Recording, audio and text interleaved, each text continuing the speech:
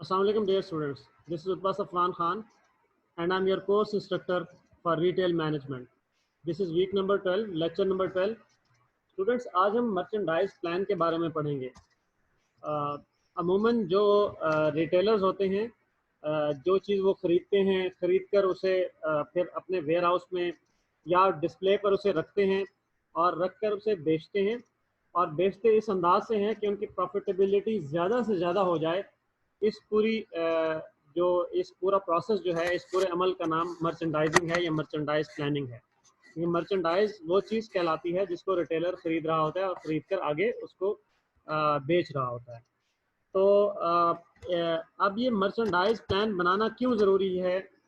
ये इसलिए भी ज़रूरी है कि कस्टमर जब हमारे पास आएगा तो हमने उसको अच्छी चीज़ अवेलेबल करनी है और इतनी कीमत में अवेलेबल करनी है कि कस्टमर ख़रीद ज़रूर ले, और हमारी परचेजिंग इतनी महंगी ना हो कि हमें फ़ायदा कम हो, और कस्टमर की हमने बाइंग को ज़्यादा से ज़्यादा एनहेंस करना है, प्रमोट करना है कस्टमर की बाइंग को, कि कस्टमर ज़्यादा से ज़्यादा ख़रीदे। अब ये इस पूरे प्रोसेस को मैनेज करना साइंटिफिक प्रोसेस है और इसके बारे में आज हम डिस्कशन करेंगे। तो आज के लेक्चर में हम पढ़ेंगे कि मर्चेंडाइजिंग फ़िलासफ़ी की अहमियत क्या है, क्यों मर्चेंडाइजिंग फ़िलासफ़ी ज़रूरी है, और ऑर्गेनाइजेशंस कौन सी जो है वो फॉर्मेट्स यूज़ करती हैं, बाइंग फॉर्मेट्स यूज़ करती हैं, और कौन से प्रोसेस यूज़ करती हैं। और फिर हम देखेंगे कि फोरकास्ट, इनोवेटिवनेस, ब्रांड्स की या टाइमिंग्स की या एलोकेशन की क्या अहमियत है, एलोकेशन की क्या अहमियत है मर्चेंडाइज फ़िलासफ़ी में। और उसके अलावा कैटेगरी मैनेजमेंट और मर्चेंडाइजिंग सॉफ्टवेयर को भी बात करेंगे। Category management by the way students ये है कि मिसाल के तौर पर अगर एक आउटलेट पे कपड़े भी अवेलेबल हैं, जूते भी अवेलेबल हैं और हैंड बैग्स भी अवेलेबल हैं, जिस तरह ये सामने आप देख सकते हैं इन मॉडल्स को पहने हुए। तो जो कपड़ों की एक कैटेगरी होगी, जूतों की एक होगी और हैंड बैग की अलग होगी। तो रिटेलर कभी ये नहीं चाहेगा कि किसी एक खास प्रोडक्ट की सेल ज़्यादा हो, बल्कि वो कैटेगरी पूरी की सेल ज़्यादा चाहेगा।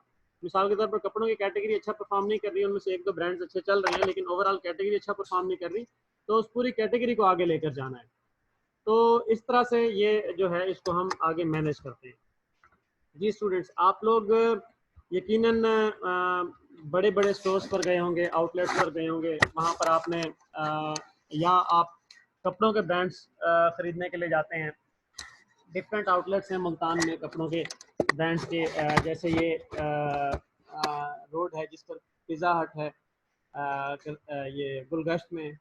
इस रोड पर बहुत से ब्रांड्स हैं, उसके अलावा कैंटोनमेंट में ब्रांड्स हैं, दीगर एरियाज़ में सिटी के ऐसे ब्रांड्स हैं। अब्दाली रोड पर यूनाइटेड मॉल में ब्रांड्स हैं। जब आप इन ब्रांड्स में जाते हैं तो आपने कभी वहाँ कपड़ों की अरेंजमेंट एक ख़ास लगी देखी होगी, कपड़े एक ख़ास स्टाइल से मौजूद होते हैं। कुछ ब्रांड्स इस पर बहुत ज़्यादा तवज्जो देते हैं, फोकस करते हैं कि उनके जो मर्चेंडाइज है या जो चीज़ उन लोगों ने ख़रीद कर रखी हुई है उसकी अरेंजमेंट कैसी है, वो किस अंदाज से कस्टमर को दिखाई दे रहे हैं।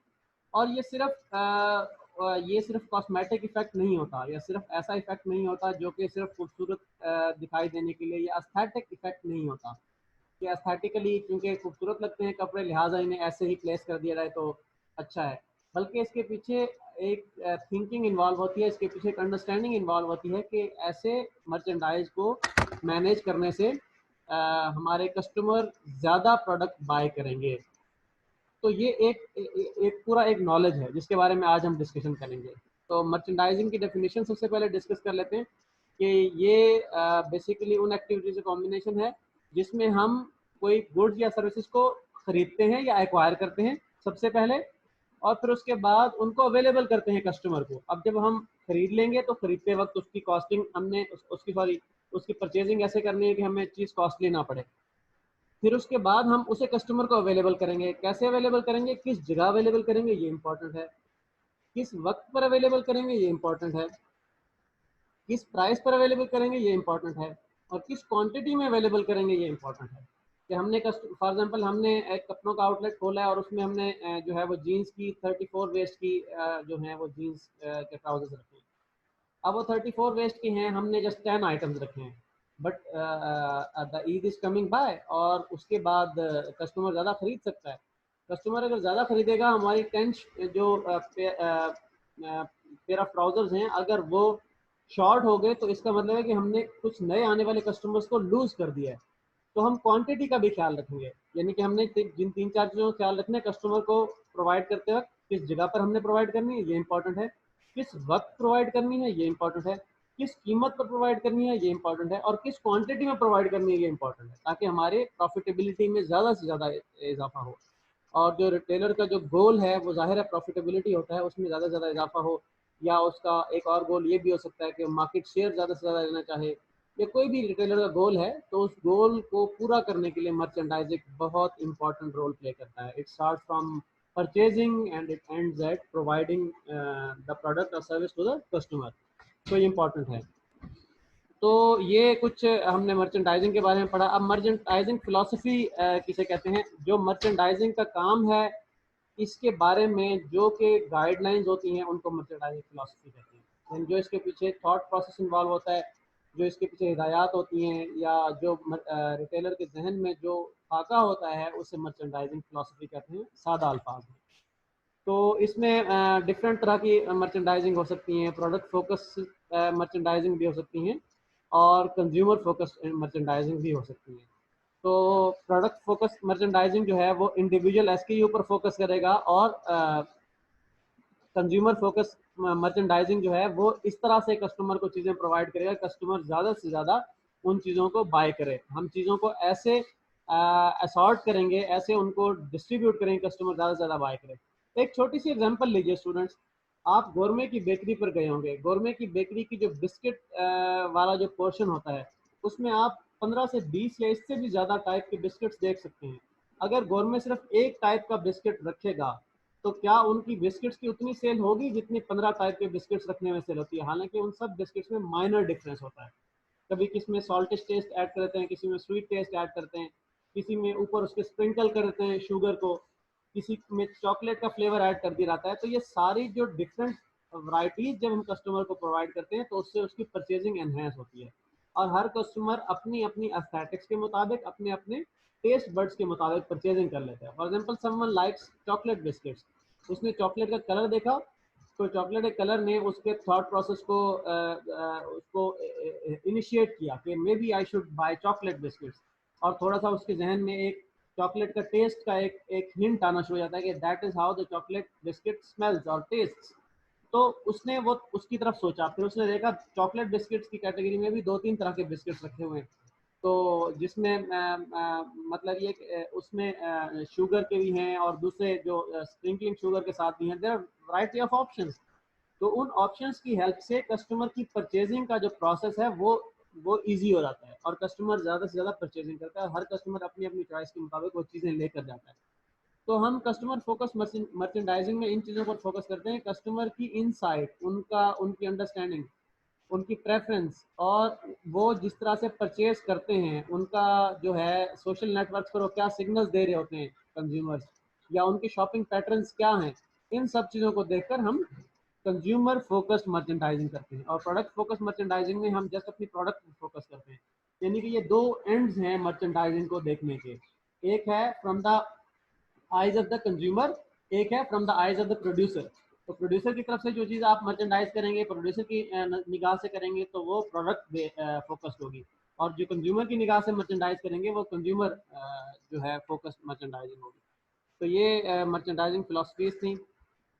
तो ये बहुत मैटर करता है। और मर्चेंडाइजिंग फिलोसफी स्टूडेंट्स सिर्फ और सिर्फ मर्चेंडाइजिंग फिलोसफी स्टूडेंट्स सिर्फ और सिर्फ उस पर जो है वो मैटर नहीं करती जो रिटेल आउटलेट्स हैं, बल्कि अगर आप किसी कारों के शोरूम में भी जाएं तो वहाँ पर भी मर्चेंडाइजिंग फिलोसफी मैटर कर रही होती है। वो कैसे मैटर कर रही है कि आप शोरूम में गए हैं, और शोरूम में आपने एक शोरूम में आपने कार्स देखी हैं, उन कार्स को किस तरह से अरेंज किया है शोरूम के मालिक ने, कौन कौन से ब्रांड्स की कार रखी हैं, नए ब्रांड्स कौन से हैं, पुराने ब्रांड्स कौन से हैं, उन शोरूम की कार्स को किस अरेंजमेंट से रखा गया है, और उनका सारा उनके जो है टाइमिंग किस टाइम पर उन्हें रखा गया है, कितनी क्वांटिटी में कौन कौन सी कार अवेलेबल थी। तो ये सब की सब चीज़ें इसमें मैटर करेंगी। तो merchandising does not only involve fast moving consumer goods but it involve even aeroplane as well. Aeroplane भी एक जो बेचने वाले लोग हैं वो भी अपने एरोप्लेन को एक खास अंदाज से, एक पर्टिकुलर तरीके से उसको प्लेस करते हैं, तो मर्चेंडाइजिंग इतनी इम्पोर्टेंट है उन चीज़ों के बारे में। तो ये बाइंग ऑर्गेनाइजेशन के कुछ फॉर्मेट्स और प्रोसेसेस हैं, इनके बारे में आज हम डिस्कस करेंगे। तो कुछ एट्रीब्यूट्स हैं या फंक्शंस हैं जो कि बाइंग ऑर्गेनाइजेशंस के बारे में होते हैं। ये सारे फंक्शंस हर ऑर्गेनाइजेशन जो कि मर्चेंडाइज खरीद रही है, वो ऑर्गेनाइजेशन ये फंक्शंस परफॉर्म कर रही है। मिसाल के तौर पर लेवल ऑफ फॉर्मेलिटी, कुछ ऑर्गेनाइजेशन बहुत ज़्यादा फॉर्मल होती हैं, कुछ इनफॉर्मल होती हैं। You can go to the Chase Up, you can go to the Prince Departmental Store, or maybe you can go to the Condis जो कि बोसन रोड पर वाक़ है। आप इन डिपार्टमेंटल स्टोर्स पर जाइए, आपको प्रॉपर परचेज डिपार्टमेंट्स मिलेंगे, प्रॉपर परचेज मैनेजर्स मिलेंगे, जो मैनेजिंग, जिनका काम ही यही परचेजिंग करना होगा। लेकिन अगर आप एक दरमियाने लेवल के एक स्टोर पर चले जाएं, छोटे स्टोर पर चले जाएं, एक किराने की दुकान पर चले जाएं, तो वहाँ पे आपको फॉर्मल परचेजिंग के लिए कोई शख्स नहीं मिलेगा, बल्कि वही शख्स जो सेलिंग कर रहा है वही परचेजिंग का प्रोसेस भी परफॉर्म कर रहा होगा। इसी तरह सेंट्रलाइजेशन की भी डिग्री होती है। कुछ ऑर्गेनाइजेशन में सेंट्रलाइज्ड जो है वो बाइंग होती है, कुछ में डिसेंट्रलाइज्ड है। कुछ ऑर्गेनाइजेशन बहुत ज़्यादा वाइड होती हैं, कुछ वाइड नहीं होती, जिनकी हम ब्रेड की बात कर रहे हैं। तो इसी तरह पर्सनल रिसोर्सेज भी हैं ऑर्गेनाइजेशन के, फंक्शंस भी परफॉर्म करती हैं ऑर्गेनाइजेशन, फिर स्टाफिंग भी है। तो ये कुछ बाइंग से रिलेटेड चीज़ें थी जो किसी भी रिटेल ऑर्गेनाइजेशन में हो सकती हैं। तो हम आगे मूव करते हैं स्टूडेंट्स इस डिस्कशन में। इसमें हम देखेंगे नेक्स्ट जो है मर्चेंडाइज प्लान कैसे डिवाइस किया जाता है। मर्चेंडाइज प्लान डिवाइस करते वक्त कुछ जो है स्टोर मैनेजमेंट को भी हमें ध्यान में रखना होता है कि जो बड़े बड़े रिटेलर्स होते हैं उनके अपना एक प्रॉपर, मैंने आपको बताया था कि एक स्टाफ होता है और एक हायरार्की होती है जिसके तहत वो मर्चेंडाइजिंग कर रहे होते हैं। अगर हम स्टोर मैनेजमेंट के लिहाज से बात करें या फिर जो डिजिटल मर्चेंडाइजिंग है उनके लिहाज से बात करें, स्टोर मैनेजमेंट सबसे ऊपर स्टोर मैनेजर होगा, उसके अंडर असिस्टेंट स्टोर मैनेजर, फिर सेल्स मैनेजर और एग्जीक्यूटिव जो है वो लोग काम करेंगे उनके अंदर। इसी तरह हम डिजिटल मर्चेंडाइजिंग की बात करें तो मर्चेंडाइज मैनेजर है और डिजिटल मैनेजर, और उसके बाद बायर है, और फिर अगेन एग्जीक्यूटिव हैं जो काम कर रहे होते हैं। अच्छा, जब हम मर्चेंडाइज प्लान स्टूडेंट्स बना रहे होते हैं तो हमें कुछ चीज़ों को अपने जहन में रखना है और इन पर फोकस करना है मर्चेंडाइज प्लान बनाते वक्त। सबसे पहले हमने ये देखना है, फोरकास्टिंग करनी है कि हमारी फ्यूचर में कितनी सेल हो सकती है, कितनी सेल एक्सपेक्टेड है, ताकि हम उसके मुताबिक बाइंग करें। उसके मुताबिक जो हमने परचेज कर लिया है मर्चेंडाइज, उस मर्चेंडाइज को हम उसके मुताबिक ही कस्टमर के सामने प्रेजेंट करें, एक ख़ास क्वांटिटी में, ख़ास तरीके से, एक ख़ास अरेंजमेंट से। तो फोरकास्ट इंपॉर्टेंट है। इनोवेटिव अंदाज से कस्टमर के सामने चीज़ को पेश करना है। अगर आप सिंपल शेल्फ लगा के पेश कर देंगे तो हो सकता है कस्टमर ज़्यादा अट्रैक्टेड फील ना करे, क्योंकि परचेजिंग का प्रोसेस जो है ये कस्टमर की जिसे कहते हैं सेंसेशंस को टच करना चाहिए, कस्टमर को अट्रैक्टेड फील करना चाहिए, कस्टमर कन्विंस्ड होना चाहिए, कस्टमर को सेटिस्फाइड होना चाहिए कि वो ये चीज़ें परचेज कर रहा है। उसके लिए हम इनोवेटिवनेस अगर दिखाएंगे अपने मर्चेंडाइज प्लान में तो कस्टमर ज़्यादा अट्रैक्टेड फील करेगा। इसी तरह हम उन चीज़ों को असॉर्ट करेंगे, मुख्तलिफ तरह की चीज़ें पेश करेंगे। जिस तरह मैंने बिस्किट्स की मिसाल दी आपको कि बिस्किट्स में गोरमे वाले असॉर्ट करते हैं, डिफरेंट टाइप्स के बिस्किट डिफरेंट तरह के ट्रेज में रखे होते हैं, तो उससे परचेजिंग थोड़ी सी एनहेंस होती है। फिर हम ब्रांड्स की वैरायटी भी रखते हैं। एक अच्छा मर्चेंडाइजर एक अच्छा रिटेलर अपने मर्चेंडाइज में डिफरेंट ब्रांड्स की ऑप्शन रखता है। जिस तरह मैंने आपको कार्स की एग्जांपल दी कि कार्स का शोरूम डिफरेंट ब्रांड्स की कार्स रखेगा, उनको एक मुनासिब क्वांटिटी में रखेगा, तो उसके शोरूम में आने वाला जो अच्छी कार्स परचेज करने का शौकीन है वो काफ़ी इम्प्रेस होगा और ज़्यादा चांसेस हैं कि वो उस शोरूम से ही कार खरीद कर जाए। इसी तरह वक्त अहम है कि किस वक्त आपने मर्चेंडाइजिंग किस अंदाज से करनी है, और एलोकेशन के आप किस जगह पर, किस स्पेस पर कितना किस ब्रांड का जो है वो अवेलेबिलिटी देते हैं, एलोकेट करते हैं, कौन सी शेल्फ को किस जगह पे किस ब्रांड के लिए एलोकेट करते हैं। तो ये भी एक्सट्रीमली इंपॉर्टेंट है। अच्छा, अब इन तमाम जो हैं बातों को वन बाय वन डिस्कस किया गया। इनोवेटिवनेस में मैंने आपसे पहले डिस्कशन की कि एक रिटेलर को इनोवेट करना पड़ता है मर्चेंडाइज डिस्प्ले करने के लिए। अब आप देखिए, ये रिटेलर सर्दियों के जो स्वेटर्स हैं और जर्सीज हैं उनको सेल कर रहा है। इधर आपको कोट भी नज़र आ रहे हैं, इधर आपको स्वेटर्स नज़र आ रहे हैं।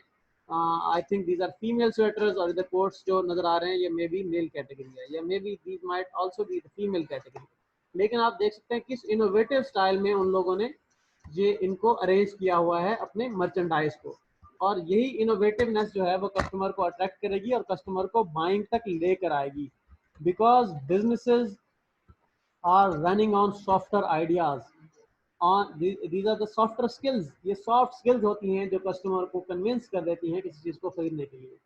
कि आप उनकी सेंसेशंस को टच करें, आप उनको अच्छा फील कराएं, एक कंफर्टेबल एनवायरनमेंट दें अपने रिटेल आउटलेट के अंदर, और आपका स्टाफ जो है वो ट्रेंड हो। तो ये सारे फैक्टर्स मिलकर, हमको मर्चेंडाइज बहुत अच्छे तरीके से ऑर्गेनाइज हो, ये सारे फैक्टर्स मिलकर कस्टमर को कन्विंस करेंगे कि कस्टमर आपसे परचेजिंग करे।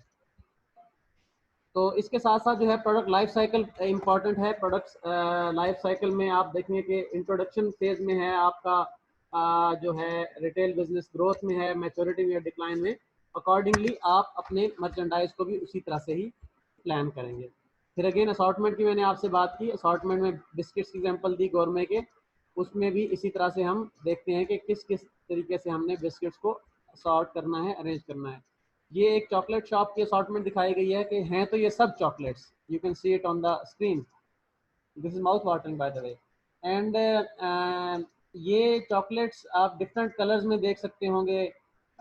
इसमें थोड़ी सी चेंजेस ला के डिफरेंट स्टाइल में इसे पेश किया गया है। किसी के दरमियान में कोकोनट से फिल किया गया है, किसी के ऊपर नट्स डाले गए हैं, किसी के अंदर नट्स मौजूद हैं, किसी के ऊपर टॉपिंग कर दी गई है, जस्ट नट्स की गार्निशिंग कर दी गई है।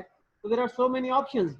और इन सब ऑप्शंस को देखकर अगर मैं किसी चॉकलेट शॉप में जाऊंगा, तो अगर मेरा चॉकलेट खरीदने का ज़्यादा इरादा नहीं भी होगा, तब भी मैं इनमें से कुछ चॉकलेट शायद खरीद लूँ अपने टेस्ट के मुताबिक।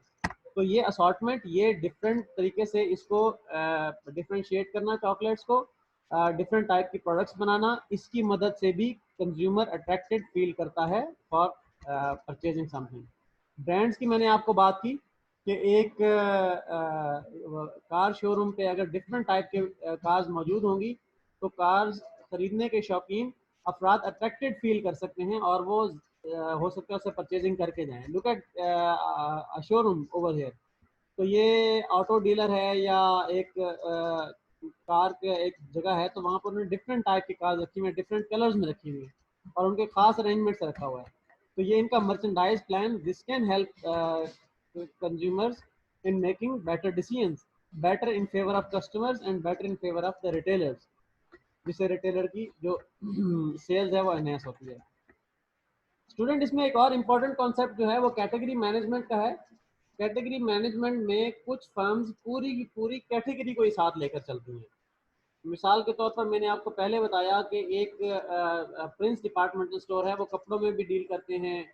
वो शायद किसी हद तक उनके पास जो है वो दूसरे जो एसेसरीज होती हैं, जिसमें पर्स हैं मेल है, और उसके अलावा उसमें बेल्ट्स होती हैं मेल्स की, नेकटाइज हैं मेल्स की, तो वो इनमें भी डील कर रहे हैं।